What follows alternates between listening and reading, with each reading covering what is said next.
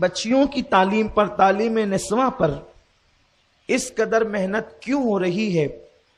اس کی وجہ یہ ہے کہ آج کی بچی کل کی ماں ہے، اور ماں ہی سے خاندان اور معاشرہ سنورتا بھی ہے، اور ماں ہی سے خاندان اور معاشرہ بگڑتا بھی ہے۔ ایک آسان سی مثال کے ذریعے سے میں اپنی قوم کی ماؤں اور بہنوں کو اور اپنی قوم کی بچیوں کو ایک پیغام دینا چاہتا ہوں کہ آپ کسی بھی ڈاکٹر کے پاس جائیں، اگر بچہ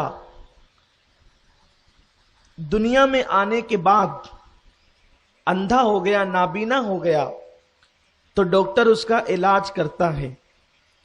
اگر بچہ دنیا میں آنے کے بعد معذور ہو گیا، لنگڑا ہو گیا، تو ڈاکٹر اس کا علاج کرتا ہے۔ اگر بچہ دنیا میں آنے کے بعد بہرا ہو گیا، ڈاکٹر اس کا علاج کرتا ہے۔ لیکن اگر کوئی بچہ ماں کے پیٹ سے اندھا پیدا ہو، ماں کے پیٹ سے لنگڑا پیدا ہو، ماں کے پیٹ سے کانا پیدا ہو، ماں کے پیٹ سے بہرا پیدا ہو، تو ڈاکٹر یہ کہہ دیتا ہے سوری، میں اس کا علاج نہیں کر سکتا، اس لیے کہ ڈاکٹری علاج ان بچوں کے لیے یا ان انسانوں کے لیے ہے جو دنیا میں آنے کے بعد بیمار ہوتے ہیں۔ جو ماں کے پیٹ سے اللہ اکبر بیماری لے کر پیدا ہو، اس کا علاج یا تو ناممکن ہوتا ہے یا تو بہت مشکل ہوتا ہے۔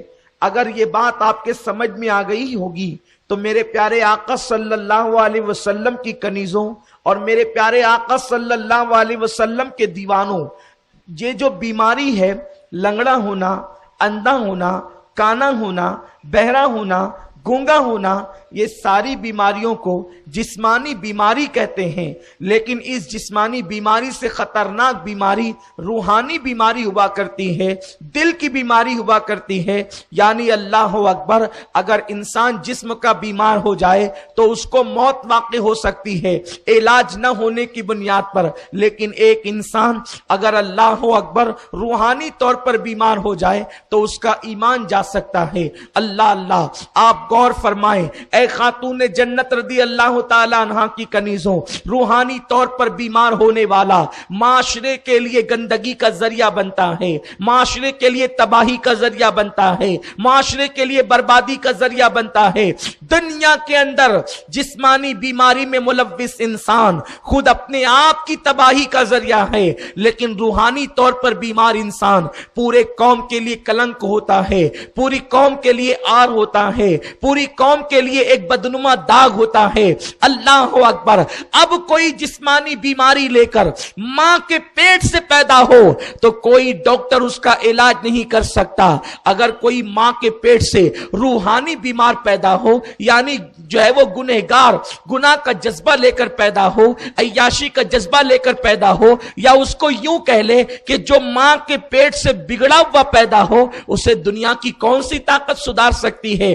آپ کہیں گے کیا دنیا کا کوئی انسان ماں کے پیٹ سے بھی بگڑا ہوا پیدا ہو سکتا ہے؟ ماں کے پیٹ سے بھی خراب پیدا ہو سکتا ہے؟ ماں کے پیٹ سے بھی گناہوں کا جذبہ لے کے پیدا ہو سکتا ہے؟ تو میں کہوں گا ہاں، اس لیے کہ انسان کی زندگی کے دو رخ ہے، انسان کی زندگی ایک سکے کے مانند ہے، اور اس سکے کے دو رخ ہوا کرتے ہیں۔ اللہ اکبر، جب ماں کے پیٹ سے انسان نیک پیدا ہو سکتا ہے تو ماں کے پیٹ سے انسان آوارہ بھی پیدا ہو سکتا ہے۔ اس لیے کہ ایک ماں اپنے بچے کو شکم میں رکھنے کے بعد جتنے کام کرتی ہے یا جو گفتگو کرتی ہے، جو بات چیت کرتی ہے، اس کا اثر پیٹ میں رہنے والے بچے پر پڑتا ہے۔ اللہ اکبر، آج یہ میں تمہیں بتاؤں، آج اللہ اللہ، ایک ماں کا بچہ جو ماں اردو زبان کہتی ہے، پیدا ہونے کے بعد اردو میں گفتگو کرتا ہے۔ ایک ماں انگلش زبان کہتی ہے، پیدا ہونے کے بعد بچہ انگریزی زبان میں گفتگو کرتا ہے۔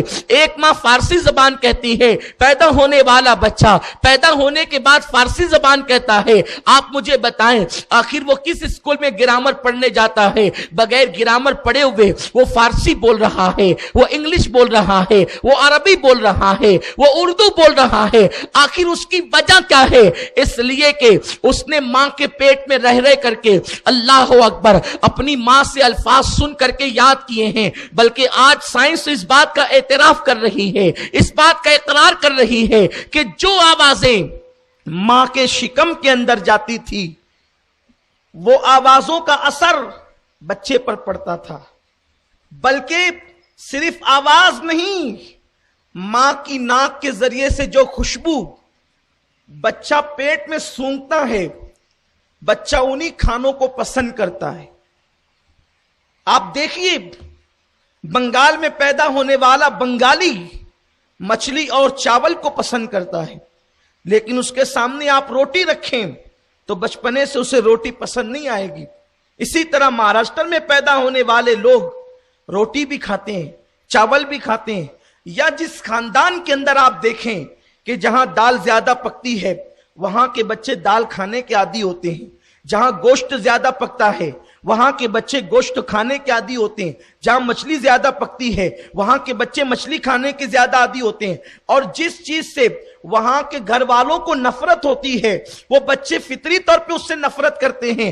آخر مجھے بتائیں ان بچوں کو کس نے شعور دیا کہ چاول کھانے والی ماں کا بیٹا بھی چاول کھا رہا ہے, مچھلی کھانے والی ماں کا بیٹا بھی مچھلی کھا رہا ہے؟ وجہ یہ ہے کہ جب ماں کھانا پکاتی ہے یا ماں کھانا کھاتی ہے تو اس کی خوشبو ناک کے ذریعے سے بچے تک پہنچتی ہے, اور بچہ ماں کے پیٹ میں اس خوشبو سے مانوس ہوتا ہے اور اس خوشبو سے محظوظ ہوتا ہے. تو جو خوشبو ماں کے شکم کے اندر ناک کے ذریعے سے پہنچی تھی بچہ اسی کو پسند کرنے لگتا ہے, اور جو خوشبو نہ پہنچی تھی جس سے نہ مانوس ہوا تھا بچہ اس سے نفرت کرنے لگتا ہے. آپ مجھے بتائیں جب کھانوں کی خوشبو کا اثر ماں کے پیٹ میں پہنچ سکتا ہے اور ماں کے پیٹ میں پرورش پانے والا بچہ اس کھانے کی خوشبو کے اثر سے محبت اور نفرت کر کے لے کر کے دنیا میں آتا ہے, تو پھر گانے اگر ماں دیکھے تو کیا بچہ گانے کا شوقین نہ ہوگا؟